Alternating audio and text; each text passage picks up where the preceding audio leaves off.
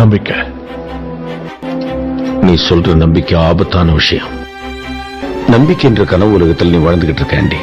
இது நிஜ வாழ்க்கைக்கு உதவாது. நம்பிக்கை ஒருத்தனுடைய ஆசையை அதிகரிக்கும். அந்த ஆசையை அவன் அழிச்சிடும். அந்த நம்பிக்கை குழி தோண்டி புதைச்சிடும். வாழ தெரியாதவன் தான் இப்படி எல்லாம் பேசுவான். அழகும் ஆபத்து தான். ஆனா நாம அதை ரசிக்கிறது இல்ல. நம்பிக்கை இல்லைன்னா நாமளும் இல்லாம போயிடுவோம். நாம வாழ்ற வரைக்கும் சுதந்திரமா வாழ்றது தான் முக்கியம். நம்ம வாழ்க்கை நம்ம கையில தான் இருக்கு.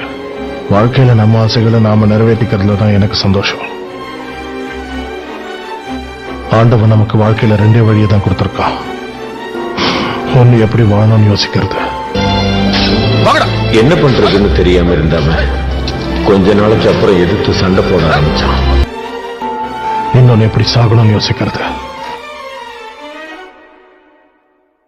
எதை தேர்ந்தெடுக்கிறோங்கிறது தான் நம்ம விதி. அவர் இங்கேயே செத்திருக்கலாம். இங்க செத்தால 4 பேர் தூக்கி போடுவானுங்க. தப்பு. ரைட். செத்ததுக்கு அப்புறம் 4 பேர் தூக்கி போட்டாங்க, 40 பேர் தூக்கி போட்டாங்க.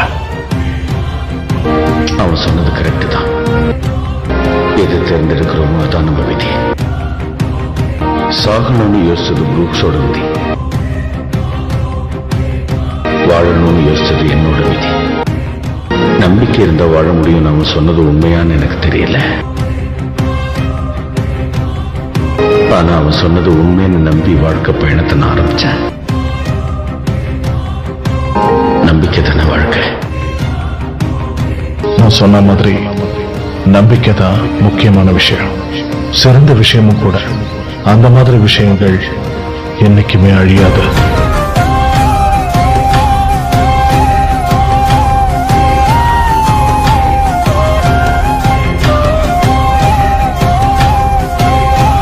நாம வாழ்ற வரைக்கும் சுதந்திரமா வாழ்றது தான் முக்கியம். யாருமே தப்பிக்க முடியாது. செஷன் சிறைச்சாலையில் இருந்து ஆண்டி தப்பிச்சான். நீ திறமைசாலி மட்டும் இல்ல, கில்லாடி கிரிமினல் தான். இதுல வேடிக்கை என்னன்னா, ஜெயிலுக்கு வர்றதுக்கு முன்னாடி நான் நேர்மையான அதிகாரியா வாழ்ந்துகிட்டு இருந்தேன்.